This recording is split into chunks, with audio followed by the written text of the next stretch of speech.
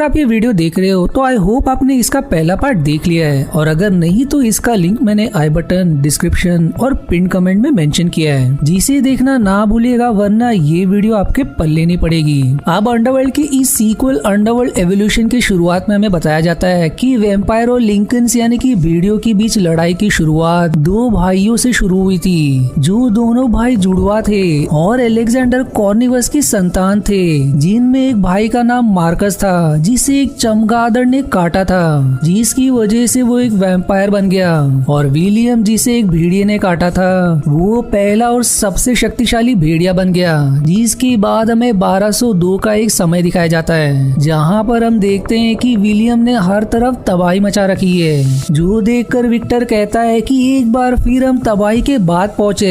वो मार्कस से कहता है कि अब तुम्हारे भाई को किसी तरह से रोकना ही होगा, नहीं तो वो सभी इंसानों को काट कर भेड़िए में बदल देगा। फिर तभी जिन लोगों को विलियम ने काटा था वो भेड़ियों में बदलना शुरू हो जाते हैं। इस पर विक्टर के सिपाही उन सबको मारने लगते हैं, जिसके बाद विक्टर मार्कस को वहाँ से जाने के लिए कहता है, क्योंकि अगर मार्कस को कुछ हो जाता तो सभी वैम्पायर्स मारे जाते। अब मार्कस के वहाँ से जाने के बाद विक्टर को विलियम के लोकेशन के बारे में पता चल जाता है, जिसके बाद विक्टर के लोग उस पर हमला करके उसे पकड़ लेते हैं। वो अब उसे मारने ही वाले होते हैं कि तभी मार्कस वहाँ पर पहुँच जाता है। अब वो विक्टर से विलियम को छोड़ने के लिए कहता है, लेकिन विक्टर कहता है कि अगर उसने उसके भाई को छोड़ दिया तो वो सभी इंसानों को काटकर भेड़ियों में बदल देगा, इस वजह से वो इसे नहीं छोड़ सकता। जिसके बाद विक्टर विलियम को हमेशा के लिए एक स्पेशल जेल में डलवा देता है, जिस जेल के लोकेशन के बारे में किसी को भी पता नहीं होता। जिसके बाद अब सीन प्रेजेंट टाइम पर शिफ्ट हो जाती है, जहाँ पर हम सेलिन को देखते हैं, जो बताती कि उससे अब तक जो भी बातें बताई गई थी वो सारी झूठ थी। उसने जिस विक्टर को अपने पिता के समान माना था वही उसकी माता पिता का हत्यारा निकला, इस वजह से उसने विक्टर को मार दिया। लेकिन अब विक्टर के लोग उसके हत्यारे को मारने के लिए आएंगे, यानी कि मुझे। इसलिए अब मेरी आखिरी उम्मीद है मार्कस, यानी कि हमारे आखिरी पूर्वज। इस वजह से मुझे उन्हें जगाना होगा, इससे पहले कि कार्वन उन्हें नींद में ही मार डाले।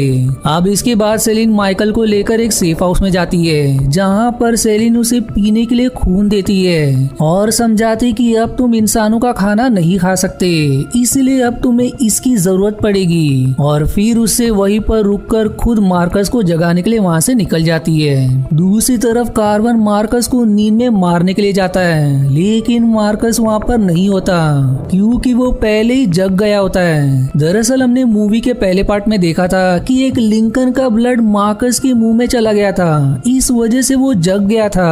अब मार्कस को वहाँ पर ना देखकर कार्वन डर जाता है, और तभी वहाँ पर मार्कस कार्वन के लोगों पर हमला करके मार देता है, और फिर वो कार्वन पर भी हमला कर देता है। जिसके बाद मार्कस कार्वन से कहता है कि उस लिंकन के खून से तो मुझे तुम्हारी बेईमानी का पता चल गया है। दरअसल वैम्पायरों में ये शक्ति होती है कि वो जिस किसी के भी खून को पीते हैं वो उसके अब तक के जीवन के बारे में सब कुछ जान लेते हैं, इसीलिए मार्कस को सब पहले ही समझ गया था।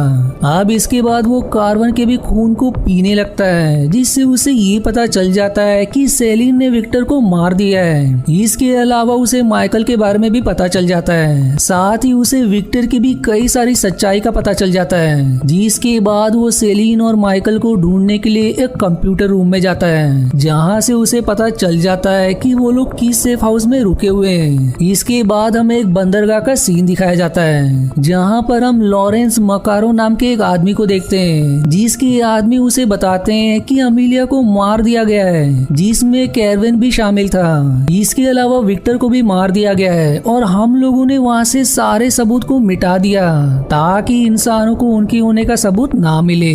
इसके बाद मकारो विक्टर की लाश के पास जाता है और उसके शरीर को चीर कर उसके अंदर से एक चाबी निकालता है। दूसरी तरफ माइकल खून नहीं पीना चाहता है, इस वजह से वो भोजन करने के लिए एक होटल में जाता है। अब यहाँ पर वो खाना खाने की कोशिश करता है, लेकिन वो उल्टी करने लगता है। फिर तभी कुछ पुलिस वाले की नजर न्यूज पर पड़ती है, जिसमें वो माइकल के बारे में देखते हैं। इस वजह से वो उसे पकड़ने के लिए भागते हैं, और फिर उसे पकड़ने के लिए उस पर फायरिंग भी करने लगते हैं, लेकिन माइकल उनसे कैसे तो बचते हुए भागने लगता है। वहीं सेलिन भी मार्कस को देख लेती है, जो सेफ हाउस उसकी ओर ही बढ़ रहा होता है, जिसके बाद वो माइकल को बचाने के लिए वापस जाने लगती है। दूसरी तरफ पुलिस वाले माइकल को गोली मारकर बुरी तरह से घायल कर देते हैं, लेकिन तभी वहाँ पर सेलिन आकर उन पुलिस वालों पर हमला करके उन्हें ही घायल कर देती है। जिसके बाद वो जैसे ही वहाँ से भागने की कोशिश करते हैं कि तभी वहाँ पर मार्कस आ जाता है, जो सेलिन से कहता है कि विक्टर ने तुम्हारे साथ जो किया था तुमने उसे उसकी सजा देकर अच्छा किया, लेकिन विक्टर ने तुम्हारे परिवार को मारने के बाद तुम्हें जिंदा क्यों रखा? शायद वो मुझसे कुछ छिपा रहा था या तुम मुझसे कुछ छिपा रही हो। अब ये कहकर वो सेलिन पर हमला कर देता है और जैसे ही सच जानने के लिए उसके खून को पीने जाता है, तभी माइकल उसे गन से शूट करने लगता है, जिसके बाद वो दोनों मार्कस से बचकर वहाँ से भागने लगते हैं। अब रास्ते में वो एक इंसान से गाड़ी भी छीन लेते हैं, लेकिन मार्कस उन पर फिर से हमला कर देता है। इसलिए अब मार्कस और माइकल में घमासान लड़ाई हो जाती है, जिस दौरान मार्कस माइकल की माला को छीनने की कोशिश करता है और उसे छीनने में सफल भी हो जाता है, लेकिन सेलिन उसे गन से शूट करने लगती है, जिससे माला उसके हाथ से छूटकर गाड़ी में ही गिर जाता है। जिसके बाद किसी तरह से ये दोनों मार्कस से बचकर निकलने में कामयाब हो जाते हैं। फिर तभी सूरज निकलने की वजह से सेलिन का हाथ जलने लगता है, लेकिन माइकल किसी तरह से गाड़ी को लेकर एक गैराज में घुस जाता है। दूसरी तरफ लॉरेंस के आदमी उस जगह पर पहुंच जाते हैं जहां पर मार्कस और सेलिन की बीच लड़ाई हुई थी, जिसके बाद वो लोग वहां के सबूत को मिटाने के लिए उस जगह को बॉम्ब से उड़ा देते हैं। इधर सेलिन जैसी उस माला को छूती है उसे कुछ याद आने लगता है। इस पर फिर वो माइकल को कहती है कि मैंने इसको पहले भी कभी छुआ है अपने बचपन में, लेकिन इसके बारे में मुझे अच्छे से कुछ याद नहीं है। केवल एक आदमी है जो इसके बारे में मुझे बता सकता है, जिसका नाम टेनिस है। इसलिए अब वो टेनिस से मिलने के लिए उसके घर जाते हैं, जहाँ पर उनके ऊपर टेनिस के भेड़िए हमला कर देते हैं, लेकिन वो दोनों उन भेड़ियों को मारते हुए टेनिस के रूम में घुस जाते हैं और फिर वो टेनिस पर भी हमला कर देते हैं, जिससे डर कर टेनिस उन्हें सब कुछ बताने के लिए राजी हो जाता है। अब यहाँ पर हमें पता चलता है कि टेनिस भी लूसियन के लिए ही काम करता था और वही था जो वैम्पायर्स को मारने के लिए यूवी बुलेट बनाता था, और इसी वजह से लूसियन ने उसकी रक्षा के लिए उन भेड़ियों को लगाया था। अब टेनिस सेलिन को बताता है कि विक्टर शुरू से ही वैम्पायर नहीं था, वो पहले इंसान था और उसे वैम्पायर अलेक्जेंडर कॉर्निवरस के बेटे मार्कस ने ही बनाया था। दरअसल अलेक्जेंडर कॉर्निवस के 3 संतानें थी, जिनमें एक है मार्कस जो एक चमगादड़ के काटने से वैम्पायर बन गया, दूसरा विलियम जो कि एक भेड़िए के काटने से भेड़िया बन गया, और तीसरा संतान एक इंसान थी और माइकल इसी इंसान का वंश होता है। विलियम के बेकाबू हो जाने के बाद मार्कस विक्टर के पास गया, जो कि अपनी अंतिम सांसें गिन रहा था, जिसके बाद मार्कस ने उसके साथ एक सौदा किया, जिसमें उसने विक्टर को वैम्पायर बनाकर उसे नया जीवन दिया और फिर उसकी सेना को भी वैम्पायर बना दिया ताकि विलियम को काबू किया जा सके।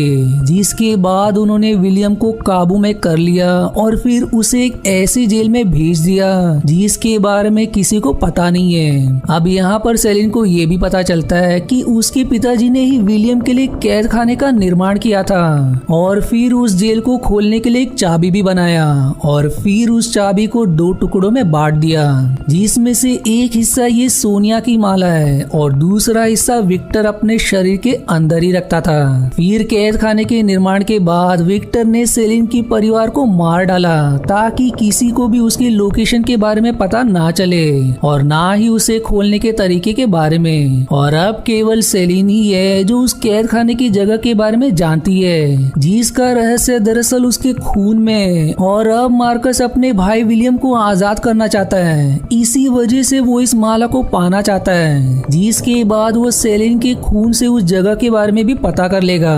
अब आगे टेनिस उसे ये भी बताता है कि बंदरगाह पर एक मैकारो नाम का आदमी है जो उनकी मदद कर सकता है, जिसके बाद वो उससे मिलने के लिए तुरंत निकल जाते हैं। पर तभी टेनिस के वहाँ पर मार्कस आ जाता है जो अब एक इंसान के रूप में आ चुका होता है, जिसके बाद वो टेनिस पर हमला करके उसके खून से विलियम के कैद को खोलने वाली दोनों चाबी के बारे में पता लगा लेता है। इसके अलावा वो ये भी जान लेता है कि वो दोनों किससे मिलने के लिए कहाँ गए हैं। दूसरी तरफ सेलिन और माइकल मैकारो के यहाँ पर पहुंच जाते हैं और फिर सेलिन उसे माला दिखाती है। फिर तभी सेलिन की नजर उनके रिंग पर पड़ती है, जिससे वो चौंक जाती है क्योंकि उसे पता चलता है कि यही है अलेक्जेंडर कॉर्विनस, यानी कि मार्कस और विलियम के पिता और माइकल के परदादा।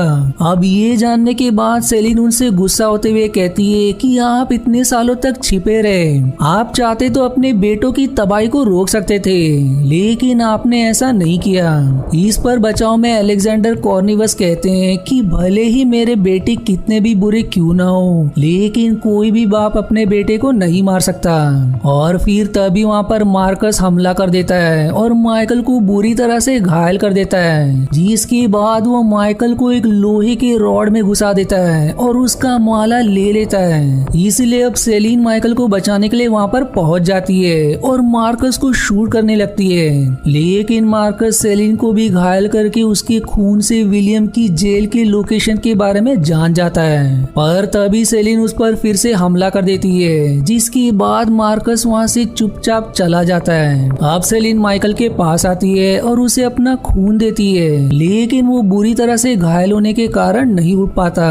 वहीं दूसरी तरफ मार्कस अपने पिता को बुरी तरह से घायल करके दूसरी चाबी भी ले लेता है, जिसके बाद वो विलियम को कैद से आजाद करने के लिए वहाँ से निकल जाता है। अब अलेक्जेंडर अपने आदमियों को भेजकर सेलिन को तुरंत अपने पास बुलाता है और कहता है कि मैं तो कुछ नहीं कर सका, लेकिन अब तुम ही हो जो मार्कस और विलियम से सबको बचा सकती हो। जिसके बाद वो उसे अपना खून पीने को कहता है ताकि उसकी ताकत सेलिना को मिल जाए। अब सेलिन उसके खून को पी लेती है, जिसके बाद वो कुछ लोगों को लेकर विलियम की कैद की ओर निकल जाती है। उसके साथ में माइकल भी होता है जो अब भी बेहोश था। दूसरी तरफ मार्कस दोनों चाबी की मदद से विलियम को आजाद करने में कामयाब हो जाता है, लेकिन तब तक सेलिन भी वहाँ पहुँच जाती है जो मार्कस पर हमला कर देती है। अब अलेक्जेंडर कॉर्विनस का खून पीने की वजह से अब सेलिन भी काफी शक्तिशाली हो गई थी। इस वजह से वो बड़े आराम से मार्कस का सामना कर रही थी, जिसके बाद वो मार्कस को शूट करके उसे गुफा में बंद कर देती है, लेकिन गुफा का दरवाजा पूरी तरह से बंद नहीं हुआ होता।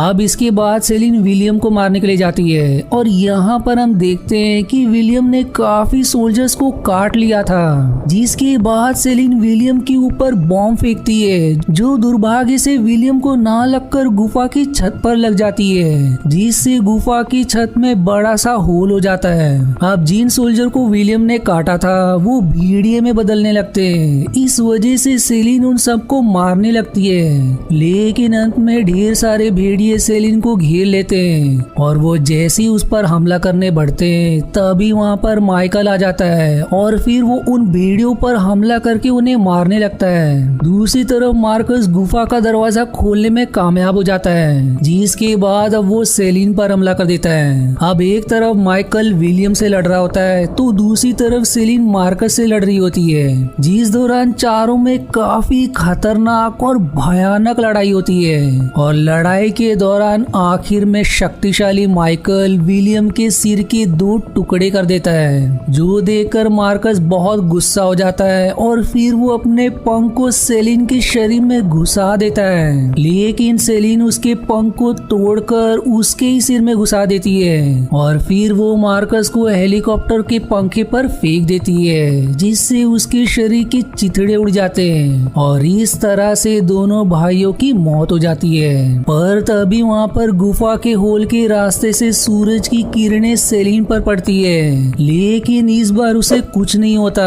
क्योंकि अलेक्जेंडर कॉर्विनस का खून पीने के कारण उसे ये शक्ति भी मिल गई थी, जो देखकर अब दोनों भी खुश हो जाते हैं। और इसी के साथ ये मूवी यहाँ पर समाप्त हो जाती है। वहीं अगर अब आपको इसके आगे का पार्ट देखना है तो इसका लिंक आपको डिस्क्रिप्शन, पिन कमेंट और आई बटन में जरूर मिल जाएगा। और आज के वीडियो में इतना ही।